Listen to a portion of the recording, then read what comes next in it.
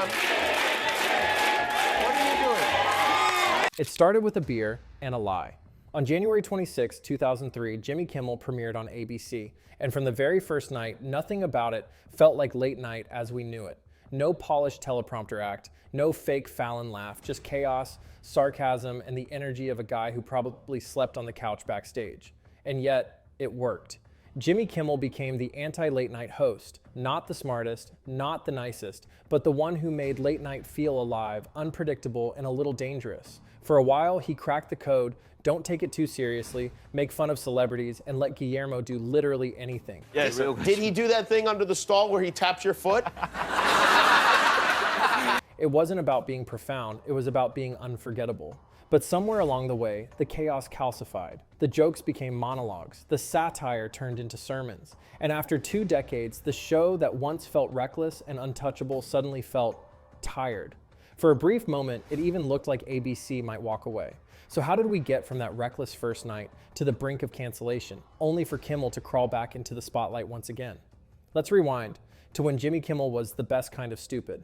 Back in 2003, ABC had a problem. It didn't have a real late night show. Letterman was on CBS, Leno was on NBC, and ABC had nothing. So in a move that can only be described as a corporate shrug, they handed a live mic to a guy best known for co-hosting The Man Show, a series best remembered for trampoline girls and beer jokes. Enter Jimmy Kimmel, former radio jock, professional smirker, and America's most unlikely late night experiment. The premiere of Jimmy Kimmel Live, George Clooney and Snoop Dogg on the couch. The vibe, completely unhinged. The plan, there wasn't one. It was chaotic, it was messy, critics hated it, ratings were shaky, and Jimmy, he looked like he was doing the whole thing with a hangover, which, let's be honest, he probably was. Talk is his son Don Jr.'s only friend. But that was the charm. While Leno pandered and Letterman smirked, Kimmel leaned into the absurdity. He brought his real-life Uncle Frank on as a recurring character. He turned his security guard Guillermo into a national treasure. He ran fake feuds with Matt Damon that spiraled into viral legend. It was lowbrow high art, and it was kind of perfect. He didn't just have guests, he made them part of the joke. He didn't chase viral fame, he engineered it. What brand sunglasses are those? I've not seen those since the 90s. By 2012, mean tweets was everywhere. By 2013, he tricked the entire internet with a fake twerking accident that ended in flames. Every news outlet covered it. Then he revealed it was fake and laughed in their faces. By 2013, Jimmy Kimmel had leveled up. ABC bumped him to the coveted 11:35 p.m. slot, putting him toe-to-toe with the big boys. And for a while, he held his own. Viral clips, big-name interviews, hosting the freaking Oscars twice.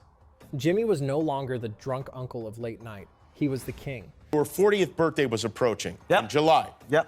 You said, well, let's play that clip. But here's the thing about kings. The fall is always more interesting than the rise.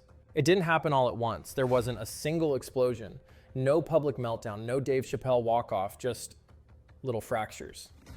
A slow leak, the kind where one day you're watching mean tweets, and the next you're wondering why Jimmy Kimmel is crying about healthcare while dressed like a magician from Vegas. The first real uh-oh moment, 2004, NBA Finals. Kimmel, in a halftime segment, joked that if the Detroit Pistons won, they're gonna burn the city down, and it's not worth it. Detroit was not amused. ABC yanked the episode. Kimmel apologized twice. The second time with something dangerously close to sincerity. But hey, it was 2004. You could still say wildly stupid things and chalk it up to comedy, right? Well, sort of. Because the next decade was a minefield of wait, he said what moments. Old man show sketches resurface. Jimmy in blackface is Karl Malone. A cringy Snoop Dogg parody with the N-word. Second is camel. Front. Back. Sexist gags that aged like milk. Jokes that once drew late-night chuckles were suddenly going viral again, for all the wrong reasons. But the real tipping point came later, when Jimmy started feeling things. In 2017, he opened up about his newborn son Billy's emergency heart surgery. It was raw, emotional, heartfelt. He cried on national television. He pleaded for accessible health care. And suddenly, Jimmy Kimmel wasn't just telling jokes, he was making policy arguments. The clip went viral. Obama tweeted about it. CNN called it the conscience of late night. For many viewers, it was a turning point. Jimmy had grown up. Others, they saw it differently. Wait, is this guy lecturing me now? Asked every conservative dad from Ohio to Texas. The guy who once did fake commercials for girls jumping on trampolines was now America's political moral compass? Really? And Jimmy wasn't done. After the Vegas shooting later that year, in his own hometown, he teared up again, this time calling for gun control. Again, praised by progressives, hated by Fox News. Sean Hannity, in particular, went full attack dog, digging up Kimmel's old skits and calling him Harvey Weinstein Jr. Charming. Kimmel fired back. Hannity clapped back harder. It became a digital slap fight with all the maturity of a YouTube comment section. Jimmy eventually issued an apology, which, in typical Jimmy fashion, included one final passive-aggressive jab at Hannity's newfound love for women, immigrants, and first ladies. Meanwhile, the internet had gone into full cancel or defend mode. Jeff, and I also want you to know, Jeff, if you win tonight, you could expect your Oscar to arrive in 2 to 5 business days. Some saw Jimmy as a man who had evolved. Others saw a rich guy in Hollywood scolding middle America between ad reads for Uber Eats. And then came 2020. In the middle of a national reckoning on race, Kimmel's blackface past came roaring back. Full color, full volume. That Karl Malone impersonation, suddenly everywhere. Fox News played it on repeat. Hashtags trended. Hashtag cancel Kimmel. Hashtag Kimmel is over party. Hashtag Jimmy no. Even Donald Trump Jr. got involved, which is always a sign things are going really well. Kimmel apologized. Again. Embarrassing, he called his past sketches. He said he had changed, grew, reflected, evolved, and then, interestingly, announced a 2-month summer break. Totally not related to the backlash. Totally not a network-enforced cool-down. Just a vacation. Next day, The New Yorker said Jimmy Kimmel Live, a dead-on-arrival talk show with a charisma-free... Nothing to see here. And yet, somehow, Jimmy Kimmel Live survived it all. Ratings dipped. Trust eroded. But the show limped on, like a canceled YouTuber who just disables the comments. By the early 2020s, Jimmy had become two things simultaneously. A respected elder statesman of late night, a man who made people say, wait, he's still on TV? His jokes started to feel safer, predictable. He'd do a Trump joke, then a celebrity bit, then Guillermo would dress up like a burrito or something. It was the late night version of fast food. Comforting maybe, but not memorable. And then came the Emmys incident. In 2022, Quinta Brunson won her first Emmy. Huge moment, historic. And Jimmy? He committed to a bit where he lay on stage pretending to be unconscious during her entire speech. Jimmy, wake up, I won. Jimmy? Okay, hold my phone.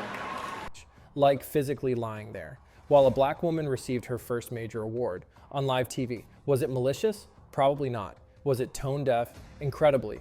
Was it meme worthy? Absolutely. Hashtag Kimmel the Corpse trended on Twitter. Think pieces were written. ABC issued a statement. Jimmy apologized again. Quinta laughed it off. But the damage was done. By now, Kimmel had entered that weird cultural zone where you're too famous to cancel, but too cringy to defend. A space previously occupied by Ellen DeGeneres and that one uncle who makes jokes at Christmas. And then came the breaking point. September 2025.